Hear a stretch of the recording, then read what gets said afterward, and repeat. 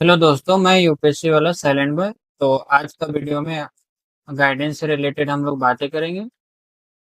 तो ये मेरा फर्स्ट वीडियो होगा गाइडेंस से रिलेटेड के इस चैनल पर। तो इसमें से हम लोग 12th के बाद के जितने भी स्टूडेंट हैं, यानी कि जो 12th पास कर चुके हो, तो उनके लिए बात करेंगे कि वो आगे की पढ़ाई के लिए क्या क्या क्षेत्र में, किस क्षेत्र में क्या चुन सकते हैं, उसके बाद कौन सी तैयारी करनी चाहिए, कौन कौन से जॉब के अपॉर्चुनिटी आपके पास आएंगे, करियर में क्या करना चाहिए वगैरह के बारे में कुछ बातें करेंगे। आई थिंक मुझे लग रहा है कि मैं आप लोगों का गाइडेंस के तौर पर गाइडनर का काम करूंगा, गाइड करने के लिए। तो चलिए हम लोग स्टार्ट करते हैं वीडियो। जैसे देखिए कि ट्वेल्थ ये रही कि ट्वेल्थ आप ट्वेल्थ पास कर चुके हो। पास करने के बाद क्या होती है ना कि बहुत लोग बहुत सारे स्टूडेंट पूरी तरह से कंफ्यूजन होते हैं, उनको गाइडेंस की कमी होती है, और जिसकी वजह से मतलब कि गलत चीजें चुनकर फिर बाद में पछतावा होती है। जैसे कि हम लोग को होती कि कोई गाइड करने वाले से थे नहीं, कोई गाइडेंस नहीं था, तो जिसकी वजह से लेट हो गई तैयारी करने में। तो तैयारी स्टार्ट कब करनी चाहिए, तो मैं बताऊंगा कि इसमें से आप जैसे कि ट्वेल्थ की पास करते हो, ट्वेल्थ पास करने के बाद आपके पास ऑप्शन रहता है कि अगर आप जनरल कंपटीशन की तैयारी कर रहे हो, मतलब करना चाहते हो कि जल्दी से जॉब ले, और जो जिस जॉब में ट्वेल्थ पास सर्टिफिकेट की जरूरत पड़ती है, तो उससे रिलेटेड बात करेंगे। तो इसमें से आपके पास 5 अपॉर्चुनिटी मिलेगी। 5 अपॉर्चुनिटी में से आप देखिए कि ये लिखा हुआ है एसएससी, रेलवे, डिफेंस और बैंकिंग एंड नीड। तो इसमें से देखते हैं कि अब सबका एक एक करके हम लोग बताएंगे।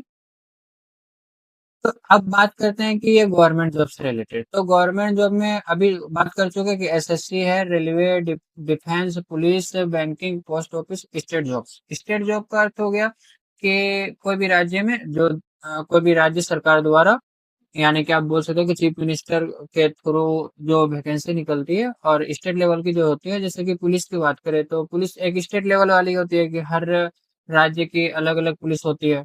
तो इसका एग्जाम एग्जाम कंडक्ट सेंट्रल वाला नहीं कराते हैं। फिर एजुकेशन की बात करें, एजुकेशन में क्या हो गया कि आपके पास एजुकेशन में ये 4 चीजें, नीड, टीचिंग, पैरामेडिकल, नर्सिंग।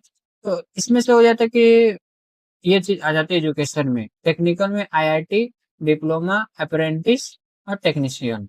और अदर में आ गया कि फॉरेस्ट, पोर्ट, पीएसयू और स्किल जॉब्स। तो हम लोग सबके एक एक करके बात करेंगे अच्छे से। हम देखते हैं कि एसएससी, अगर आप ट्वेल्थ के बाद एसएससी की तैयारी करना चाहते हो, एसएससी में आपके पास ऑप्शन रहता है कि तैयारी करने के लिए।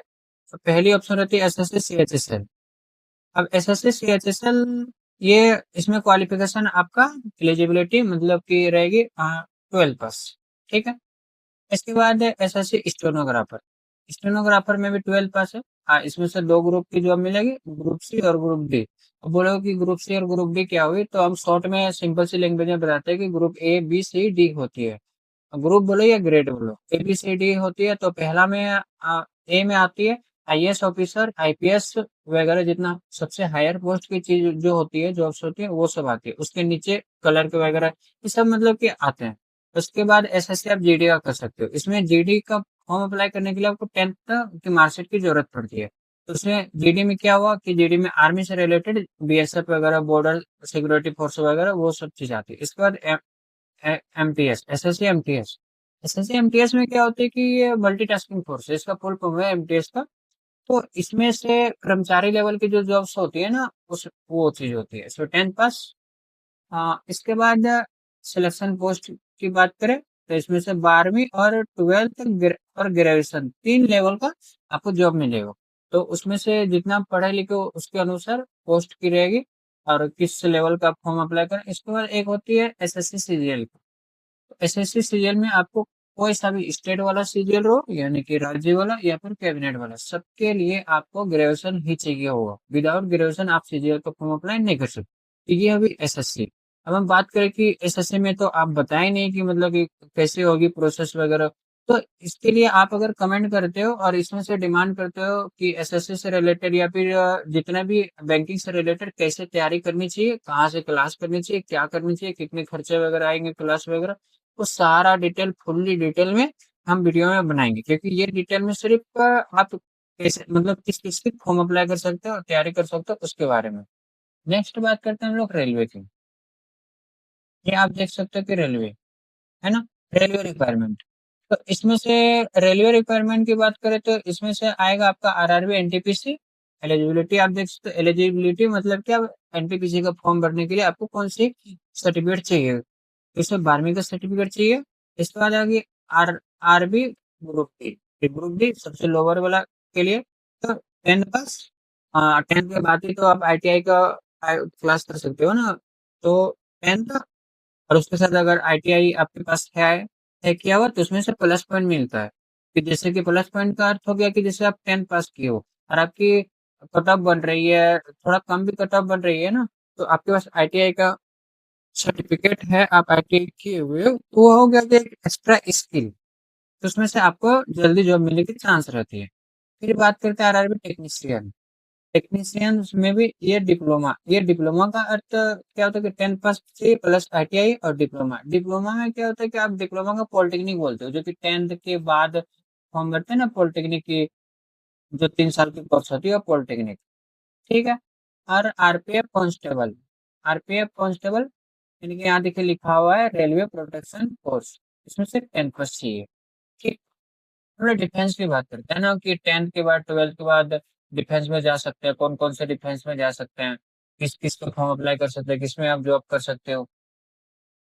तो इसमें सबसे हायर लेवल की डिफेंस डिफेंस मतलब कि आर्मी, आर्मी कर्नल, वो सब जो होता है ना, वो सब के बारे में है। कर्नल वगैरह जो बनता है, आर्मी का हेड, चीफ हेड क्या क्या होता है उसमें से उसके बारे में। तो ये एनडीए, एनडीए सबसे बड़ा चीज होता है।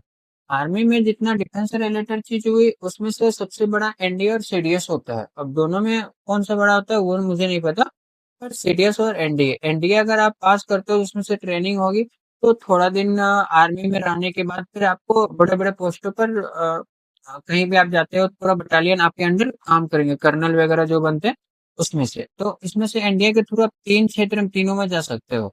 Army officer entry. तो पहला हो गया कि आर्मी, दूसरा हो गया एयरफोर्स और तीसरा हो गया नेवी। आर्मी मतलब थल सेना, नेवी मतलब जल सेना, एयरफोर्स मतलब वायु सेना। इसके बाद आर्मी अग्निवीर। अग्निवीर के बारे में बात करें तो अग्निवीर में ये 4 साल की होगी। आपको 4 साल के लिए जो अब फॉर्म फॉर्म वगैरह अप्लाई करेंगे, फिर एग्जाम देंगे, फिर मेडिकल टेस्ट वगैरह होगा, फिजिकल वगैरह का टेस्ट वगैरह रनिंग वनिंग होगा। इसके बाद आपको अग्निवीर के लिए 4 साल के लिए सेलेक्ट किया जाएगा। इसके बाद नेवी की बात करें, नेवी जल वाला अग्निवीर, इसमें भी 4 साल। 12 के बाद इसमें से एज की बात करें तो आपको इसमें से 18 साल की जरूरत नहीं पड़ती है। डिफेंस में 16.5 17 से स्टार्ट हो जाती है। अब 12 पास करो और इसकी फॉर्म भर सकते हो। इसकी तैयारी करने के लिए कैसे करनी है इसके बारे में हम लोग पूरी डिटेल वीडियो बनाएंगे अच्छे से। एयरफोर्स अग्निवीर, फिर से अग्निवीर और 4 साल वाली है ये सब। कोस्ट गार्ड, कोस्ट गार्ड का मतलब हुआ कि आप देखे होंगे कि जो कुंभ नहाने गए होंगे, है ना, सिंपल से लैंग्वेज में बताते हैं कि ये कुंभ नहाने गए होंगे।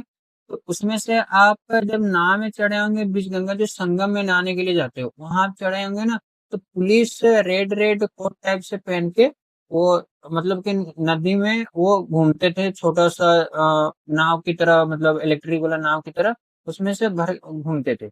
इसलिए घूमते थे कि कोई अगर डूब रहा है तो उनको बचाने के लिए, उसी को बोल जाता है कोस्ट गार्ड। ठीक है। अब बैंकिंग की बात करते हैं हम लोग। बैंकिंग में देखिए कि हर ब्रांच की जॉब एलिजिबिलिटी है, तो ज्यादातर आप बैंकिंग की तैयारी करना चाहते हो तो उसमें से रेयर केस में ही ऐसा रहता है जो कि आपको ट्वेल्थ करके आप फॉर्म भर सकते हो। नहीं तो बैंकिंग में सब में आप देख सकते हो कि ग्रेजुएशन ही है। क्लर्क में एसबीआई का क्लर्क है, ऑफिस ऑफिस असिस्टेंट है, बैंकिंग प्रिपरेशन, ये सब मतलब आप सब में आप मतलब रेयर केस में ऐसा कुछ केस आता है जिसमें आप 12 पास करके बैंकिंग की तैयारी कर सकते हो, नहीं तो आप ग्रेजुएशन ही चाहिए। इसके बाद नीट मेडिकल वगैरह की बात करें तो नीट करने का आप 12 के बाद जिसके पास बायो है वही है नीट का फॉर्म अप्लाई कर सकते हो। नीट आप पास करते हो, आपका रिजल्ट आती है तो हमको एम्स मिलते हैं। कि एम्स में जाके फिर आप 4 साल तक पढ़ाई करोगे, प्रैक्टिस करोगे, फिर आपको एम्स जब 4 साल तक एमबीबीएस कंप्लीट हो जाएगा तो आपको एमबीबीएस का डिग्री मिल जाएगा। तब से आप डॉक्टर कहलाने स्टार्ट हो जाओगे और फिर से आप सरकारी एम्स वगैरह या फिर हॉस्पिटल वगैरह में आप मतलब डॉक्टर पूरी तरह से बन जाओगे। इसकी होती है प्रोसेस। 12 के बाद आप फॉर्म इसके अप्लाई कर सकते हैं। 12 करते करते भी कर सकते हो कि आप 11th पास कर लिया और फिर 12 के लिए कर सकते हो।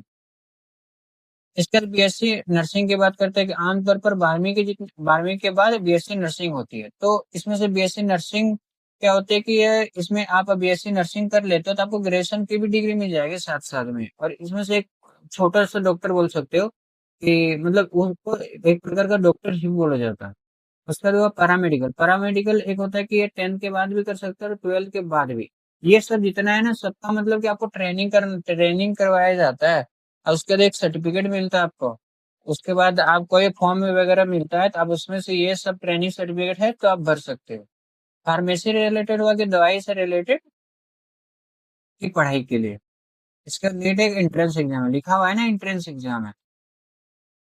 नेक्स्ट बात करते हैं टीचिंग से रिलेटेड। टीचिंग से related B Ed, D Ed, CTET, STET, primary teacher.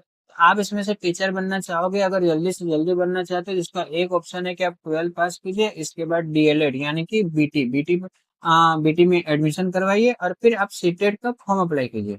Seated का जैसे कि अभी फॉर्म आया हुआ है, कुछ दिन बाद सितंबर में एग्जाम है, सीटेड का फॉर्म अप्लाई कीजिए। उसके बाद आप सीटेड एग्जाम दीजिए, फिर आपको अगर आप पास हो जाते हो उसमें से एक सर्टिफिकेट मिलेगा कि आप सीटेड पास हो।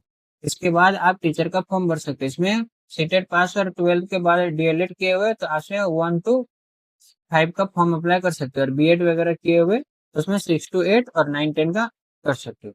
इसके बारे में अगर डिटेल से बात करें तो नेक्स्ट वीडियो में बात करेंगे। पुलिस या पारामिलिट्री। पुलिस तो हर राज्य वाली पुलिस होती है ना, हर राज्य की अलग अलग पुलिस होती है। इसमें से ज्यादातर आप कांस्टेबल वगैरह बनना चाहते हो तो इसमें से आपको 10th पास की जरूरत पड़ेगी, 10th सर्टिफिकेट की, 10th लेवल की और 12th लेवल की। 10th लेवल की। और उसके बाद एसआई वगैरह बनना हो यानी कि सब इंस्पेक्टर, जिसको हम लोग बोलते हैं ना दरोगा, वो बनना हो तो आपको ग्रेजुएशन की जरूरत पड़ेगी, ग्रेजुएशन होनी चाहिए। अब इसमें देखिए 10th पास एसएससी जीडी बीएसएफ वगैरह हम बता चुके हैं। उसके बाद RRB constable, railway protection force देखिए, देन पुलिस एसआई, इसमें ग्रेजुएशन की जरूरत पड़ेगी, यानी कि एसआई का अर्थ हो गया सब इंस्पेक्टर। ओके। हाँ, इसका फिजिकल टेस्ट वगैरह सब में होगी, डिफेंस में और मिलिट्री वगैरह आर्मी में तो होगी ना फिजिकल टेस्ट। पोस्ट ऑफिस की बात करते हैं तो पोस्ट ऑफिस में एक निकलती है 10th पास वाली। ठीक है। तो 10th पास होने के बाद ना आप में इसमें से आपका अगर 90% है, 90% आपका होना चाहिए 10th में मार्क्स, तब तब इसमें से आपको डायरेक्ट जॉब मिल जाएगी, 18-20 हजार की जॉब मिल जाएगी। आप जीटीएस का फॉर्म निकलेगी, फॉर्म भरिए, फिर इसका मेरिट लिस्ट बनेगी, विदाउट एग्जाम दिए आपको जॉब मिल जाएगी। बहुतों को मिला हुआ है। ये होता है 10th पास वाली जीडीएस। इसके बाद इसमें भी एमटीएस कर्मचारी लेवल का जो जीडीएस मतलब कि डाक डाक सेवा, लोग डाक बोलते हैं ना, डाक पोस्ट ऑफिस, वो वाली चीज होती है। ठीक है। ये सब में उसी में आ जाता है। अब देखें कि यहाँ रेवेन्यू फील्ड जॉब सीएसएल लेखपाल और पटवारी, ये राजस्थान में पटवारी बहुत बहुत फेमस है। उसके बाद हो गया ग्रुप डी। ग्रुप डी में प्यून, हेल्पर वगैरह। नेक्स्ट की बात करें फॉरेस्ट कोर्ट टेक्निकल लॉ से रिलेटेड, कोर्ट का हुआ कि जो लॉयर होता है, जज वगैरह होता है, उससे रिलेटेड। अब 12th के बाद उसके लिए भी पढ़ाई करनी पड़ेगी। फॉरेस्ट गार्ड मतलब कि जंगल वाला। इसके बाद कोर्ट क्लर्क, जो कोर्ट में जो कंप्यूटर स्किल होनी चाहिए ना, वो टाइपिंग वगैरह करते हैं वहाँ। स्टेनोग्राफर के आप देखे होंगे कि जज जहाँ ऑर्डर ऑर्डर करते हैं ना, जज जहाँ फैसला सुनाते हैं, उनके नीचे कंप्यूटर लेके वो बैठा हुआ रहता है, उनको बोलते हैं स्टेनोग्राफर। ठीक है। ITI, ITI plus technical government office, यानी अप्रेंटिस। अप्रेंटिस आप सुने होंगे कि जिसका आईटीआई किए हुए हैं वही अप्रेंटिस पर ट्रेनिंग कर सकते हो। तो आपको हम बता चुके हैं कि एसएससी रेलवे, एसएससी के बारे में, डिफेंस, टीचिंग, रेलवे, नीट के बारे में सारा कुछ बता चुके हैं। अगर वीडियो आप लोगों को अच्छी लगी हो तो इसको सपोर्ट कीजिए, और नेक्स्ट वीडियो पर आप लोग कमेंट करके बताइए कि एसएससी के बारे में, रेलवे या फिर नीट, किसके बारे में हम लोग डिटेल से उसके बारे में बात करके नेक्स्ट वीडियो लाएंगे। तब तक के लिए जय हिंद, thank you, good night, bye bye, take care.